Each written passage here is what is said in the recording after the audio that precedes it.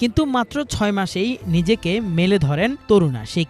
এরই মধ্যে তিনি সৃষ্টি করেছেন দেশে বৈদেশিক বিনিয়োগের বিশাল সুযোগ। এই ৫ মাসে আশিক চৌধুরী যেটা দিয়েছে, বিএনপি আপনার ৩ বার ক্ষমতায় থেকেছে, পারে নাই। আওয়ামী লীগ প্রায় ৪ বারের মতো থাকলো, তারাও পারে নাই। নাম্বার 1, এই ৫ মাসের মধ্যে সে স্টারলিংকের সঙ্গে চুক্তি করে সেটার কিন্তু আপনার ব্যবহার শুরু হয়েছে। নাসার সঙ্গে মহাকাশ গবেষণা নিয়ে অলরেডি তারা একটা চুক্তি করেছে, কাজ শুরু করে দিয়েছে। বাংলাদেশে 4টা আন্তর্জাতিক মানের হসপিটাল হবে, 5টা মালবাহী কার্গো আপনার এই শিপগুলো কেনা হয়েছে। এবার আশিক চৌধুরী যে নাকি বাংলাদেশে অল্প সময়ে মাত্র 5 মাসে 300 কোটি টাকারও বেশি বিনিয়োগ করে রীতিমতো হইচই পড়ে দিয়েছে সারা বিশ্বে। ইতিমধ্যে তাকে নিয়ে আন্তর্জাতিক মহলও চিন্তা পড়ে গিয়েছে। বাংলাদেশ 5 মাসের মধ্যে এত বিনিয়োগ করবে, 5টি হাসপাতাল এবং 5টি কার্গো জাহাজ সহ যে পরিকল্পনা করেছে, আশিক চৌধুরীর পরিকল্পনা শুনলে রীতিমতো অবাক হতে বাধ্য হবেন। ভারতও রীতিমতো অবাক হয়ে গিয়েছে, ডোনাল্ড ট্রাম্পও অবাক হয়ে গিয়েছে বাংলাদেশের আশিক চৌধুরীর কর্মকাণ্ডকে কেন্দ্র করে। নাসা বিজ্ঞানী সহ সকলকে নিয়ে এসে বাংলাদেশে যে গবেষণা চালাতে চাচ্ছে, অস্ত্রের ঝনঝনানি যেভাবে শুরু করবে, আন্তর্জাতিক যুদ্ধের জন্য প্রস্তুত করবে বাংলাদেশকে। আসুন না টেনে শেষ পর্যন্ত দেখতে থাকি। এই ৫ মাসে আশিক চৌধুরী যেটা দিয়েছে, বিএনপি আপনার ৩ বার ক্ষমতায় থেকেছে, পারে নাই। আওয়ামী লীগ প্রায় ৪ বারের মতো থাকলো, তারাও পারে নাই। নাম্বার 1, এই ৫ মাসের মধ্যে সে স্টারলিংকের সঙ্গে চুক্তি করে সেটার কিন্তু আপনার ব্যবহার শুরু হয়েছে। এখন অনেকে বলবেন স্টারলিংক দিয়ে আমরা কী করব? ভাই, স্টারলিংকের যদি আপনার অ্যাডভান্টেজ না থাকতো, আমেরিকা কি আপনার ওই ব্রডব্যান্ড কানেকশনের লাইন টাইন সব ফেলাই দিয়ে স্টারলিংক ব্যবহার করতো, স্যাটেলাইট ব্যবহার করতো? এখানে অনেক অ্যাডভান্টেজ রয়েছে, এটা নিয়ে পরবর্তীতে আমি ভিডিও বানাবো। এরপরে হয়েছে সেটা হচ্ছে নাসার সঙ্গে মহাকাশ গবেষণা নিয়ে অলরেডি তারা একটা চুক্তি করেছে। এখন বলবেন আমাদের মতো গরিব দেশ, হ্যাঁ, নাসার সঙ্গে চুক্তি করে লাভ কি? মহাকাশ নিয়ে আমাদের চিন্তা ভাবনা করে লাভ কি? ভাই, শুরু তো করতে হবে। সারা জীবন কি গরিবই থাকবেন? কখনো ইউরোপ আমেরিকা হওয়ার কি ইচ্ছা নাই মনের মধ্যে? শুধু মুখে মুখে থাইল্যান্ড হবো, ব্যাংকক হবো, তারপর সিঙ্গাপুরকে পেছনে ফেলবো, এমনি করতে পারবেন? এগুলোর জন্য তো আপনাকে কেউ না কেউ শুরু করতে হবে, তাই না? তো দেখেন, সেই কাজটা কিন্তু সে শুরু করেছে। তারপরে আসেন, 4টা আন্তর্জাতিক মানের হসপিটাল করার জন্য অলরেডি বিদেশি যারা বিনিয়োগকারী তারা এটা কাজ শুরু করে দিয়েছে। বাংলাদেশে 4টা আন্তর্জাতিক মানের হসপিটাল হবে এবং তার মধ্যে একটা হসপিটাল মার্কিন বিনিয়োগকারী, সে অলরেডি 200 কোটি মার্কিন ডলার এখানে বিনিয়োগ করার জন্য অলরেডি কাজ শুরু করছে। 5টা মালবাহী কার্গো আপনার এই শিপগুলো কেনা হয়েছে।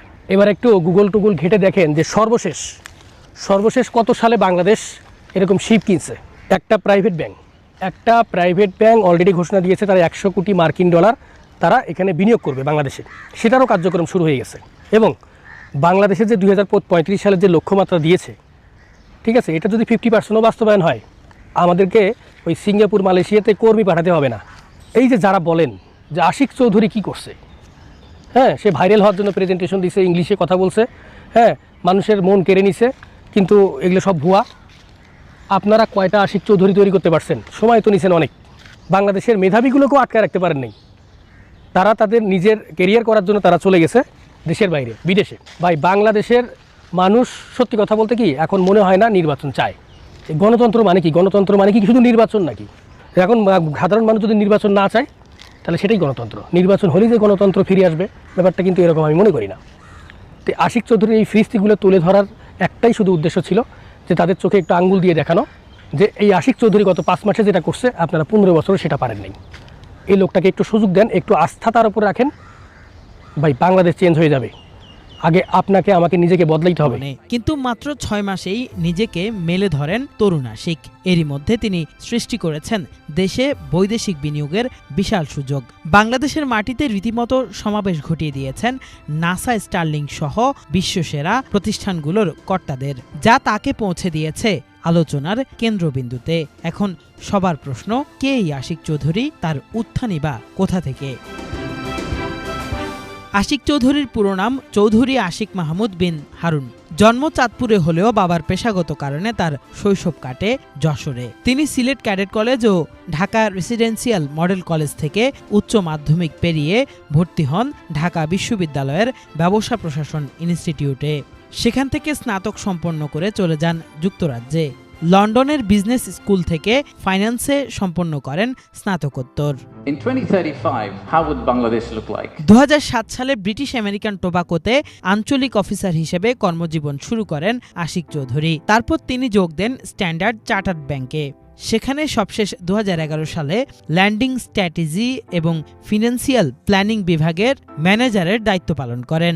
দ্য বেঞ্চ নামে বাংলাদেশের প্রথম স্পোর্টস বার প্রতিষ্ঠার অন্যতম উদ্যোক্তা এই আশিক। 2012 সালে লন্ডন আমেরিকান এয়ারলাইন্সের ফিনান্সিয়াল ও স্ট্র্যাটেজিক অ্যানালিস্ট হিসেবে যোগ দেন তিনি।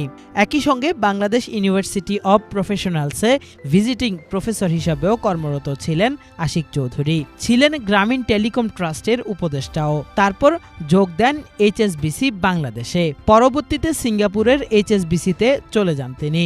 সেখান থেকে তাকে ডেকে এনে বাংলাদেশ বিনিয়োগ উন্নয়ন কর্তৃপক্ষ ও বাংলাদেশ অর্থনৈতিক অঞ্চল কর্তৃপক্ষের নির্বাহী চেয়ারম্যানের দায়িত্ব দেন ডক্টর মোহাম্মদ ইউনুস। এ বিষয়ে আশিক চৌধুরী তার ফেসবুক আইডিতে লিখেন, সেপ্টেম্বরের মাঝামাঝি এক দুপুরে প্রফেসর ইউনুস হঠাৎ ফোন করে বললেন, আশিক, দেশের মানুষের সেবা করার সুযোগ পাওয়া গেছে, আসবা নাকি? আমি নন্দিনীকে জিজ্ঞেস না করেই রাজি হয়ে গেলাম। জানতাম ও কোনোদিন মানা করবে না। সো 49 সেকেন্ডের এক হোয়াটসঅ্যাপ কলে আমরা সিঙ্গাপুরের বিলাসী জীবন ছেড়ে ছুড়ে দেশের পথে রওনা দিলাম বিনিয়োগ উন্নয়ন কর্তৃপক্ষের দায়িত্বে, বন্ধুদের ভাষায় বাংলাদেশের চিফ মার্কেটিং অফিসার হিসেবে। আশিক চৌধুরী একজন পেশাদার স্কাইডাইভারও। তিনি সমুদ্রপৃষ্ঠের 41,000 ফিট উপর থেকে বাংলাদেশের পতাকা নিয়ে ঝাঁপ দিয়ে বিশ্ব রেকর্ড গড়েছেন। এত উচ্চতা থেকে কোনো ব্যানার বা পতাকা নিয়ে ঝাঁপ দেওয়া প্রথম ব্যক্তি হিসেবে গ্রিনিচ বুক অব ওয়ার্ল্ডে নাম লেখান তিনি। আশিক চৌধুরী যেভাবে দেশের পতাকা, আর দ্বিতীয়ত হচ্ছে যে আমি আরেকটা কথা ডেফিনেটলি বলতে চাই, সেটা হচ্ছে যে আমার প্রেজেন্টেশন নিয়ে অনেক কথাবার্তা হয়েছে। অনেককে ধন্যবাদ, সোশ্যাল মিডিয়াতে যারা প্রশংসা করেছেন আমাকে ধন্যবাদ জানিয়েছেন। আমি জেনুইনলি মনে করি এটা আমার চাকরির অংশ। This is my job. আমার কাজই হচ্ছে বাংলাদেশকে নিয়ে, বাংলাদেশকে প্রেজেন্ট করা, বাংলাদেশকে সেল করার চেষ্টা করা বিদেশি বিনিয়োগকারীদের কাছে।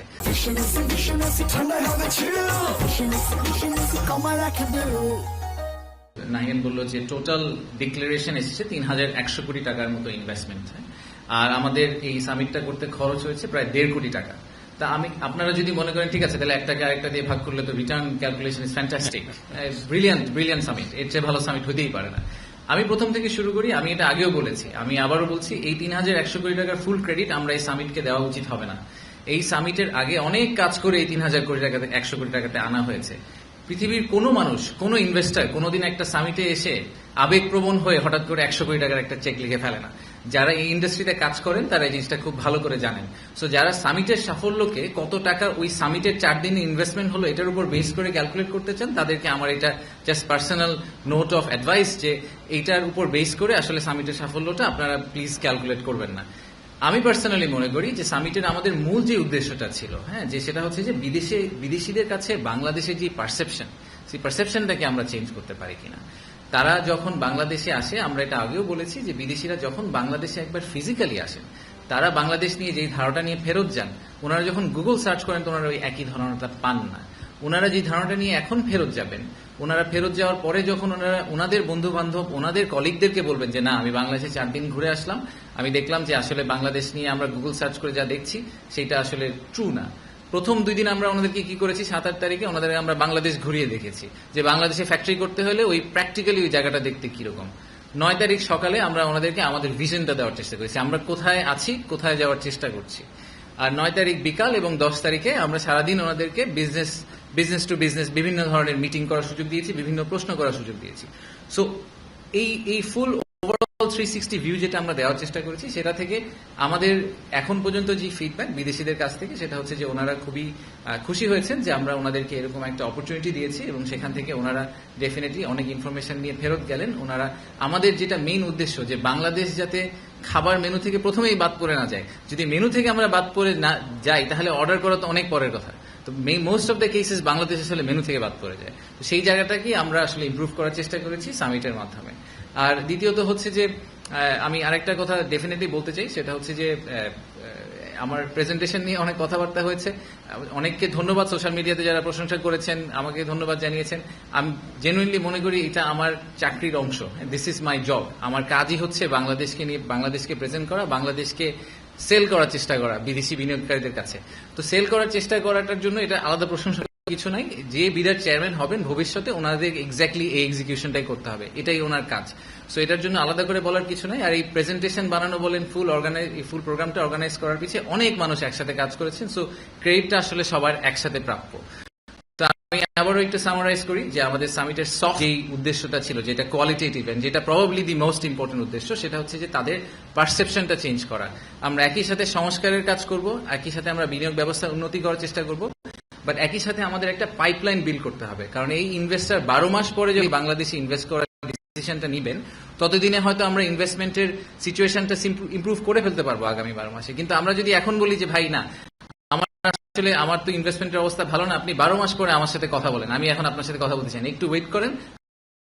আমরা সামিট এখন কেন করলাম, এই কোয়েশ্চেনটা যদি আপনাদের ক্ল্যারিটি চান, সেই ক্ল্যারিটি আমি আপনাদেরকে দেওয়ার চেষ্টা করছি যে পাইপলাইন বিল্ডিং এবং reform they have to go hand in hand, পাশাপাশি প্যারালালি যেতে হবে, যাতে by the time reform is finish the pipeline is big enough. এবং সেটাই হচ্ছে বিজনেস ডেভেলপমেন্ট টিমের কাজ, যে তারা পাইপলাইনটাকে ট্র্যাক করে এমন একটা জায়গায় নিয়ে যাবে যে তখন ইনভেস্টার ইনভেস্ট করতে রাজি হবে। সো এগেন আমি জাস্ট একটু সামারাইজ করলাম আপনাদেরকে।